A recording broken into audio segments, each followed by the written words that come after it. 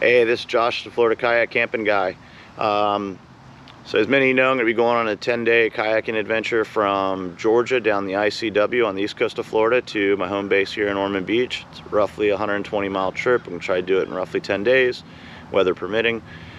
But today, it was a nice day here in Florida, and I decided to set up my tent in the front yard and to possibly share some information with you guys, some things I do before I leave and some things that I take with me on my trip, specifically for my tent.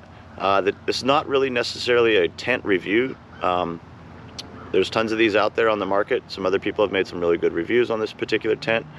But for me, I'd bring this is the Nemo Hornet Elite 1P.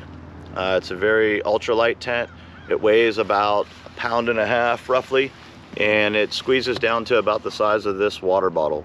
So it's pretty small, and you can even share it if you're going with 2 people. Obviously this is a 1P, but if you have the 2P, you can split it up and put the Rainfly in one pack and the tent in the other. So yeah, this is the tent that I'll be sleeping in for 10 days. It's gonna be my home away from home and my shelter out of the elements. I really like Nemo products as a whole, as I've said in some other videos. No, I'm not sponsored by them. Yes, I wish I was. But a couple things that I like to do before I leave on a trip like this is to set up the tent in the front yard and just go over some items. Like, number 1, always make sure that there's no holes in here that could happen on one of my last adventures. Like I said earlier, I like to check the zippers. Make sure that the zippers are good on the tent before I leave. It would really stink to be out there on day 1 and realize that you have a zipper malfunction and you're 30 miles from anywhere or anyone. So yeah, definitely go over your tent, make sure there's no holes. If there is, repair them. And that brings me to my next item. One thing that I like to always throw in my first aid kit is some tent retear tape. GearAid makes this stuff. It's super lightweight, super small, won't take up much space at all. And if you get a snag in your Rainfly or in your screen or something like that, this will definitely come in handy. And I have in the past used moleskin, like medical tape. I've used band-aids. I've used some other things. I even thought about using sap one time to close up a hole, because I just, you know, the last thing you want is mosquitoes eating you while you're trying to sleep, or no-see-ums getting in your tent, and they will find any hole that is in there to get in your tent. It's pretty actually amazing how they can do that. But bring some extra tent repair tape with you. Super cheap. Doesn't take up much space. This one even comes in like a little hard plastic thing, but yes, I like this. Number 2, I'm the kind of guy that has cut my toothbrush in half. I've unrolled toilet paper. I've done some pretty crazy things to save weight and be able to take more water, more food, go further. But I always bring 1 extra tent stake. You can lose them, you can break them.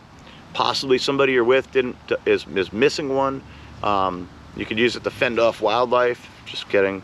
Always good to have just one of these in your tent bag. And you know, it's not much else to say about it. Honestly, it's just a good idea to do. I've never lost one. I've never broken one. But if I did, it would just be, you know, one of those things. It's just one less thing to worry about. But yeah, I basically go over my tent. I set it up in the front yard. Make sure that everything is the way it is. I'll clean out some of the sand if I have to. I generally bring a lot of sand with me. I have sand from probably 6 different trips inside this thing right now. And sometimes I'll clean that out before I go on a trip. But these are just some things that I go over before I leave on a trip. I set the tent up and I make sure I got my extra stakes. And sometimes I'll even bring a little bit of guy outline, a little extra guy outline to go from some of these points if it's extra windy. Sometimes on the islands that I sleep on in particular, it can be pretty windy, and I have had some blowdowns before, and it's just no fun in the middle of the night getting woke up by your tent smacking you in the face, you know. But yeah, if anybody has any questions about any of this gear or any of these things I talked about, feel free to ask. I love talking about camping gear as much as I love talking about kayaking. But I appreciate checking my video, and hopefully this was helpful to some of you.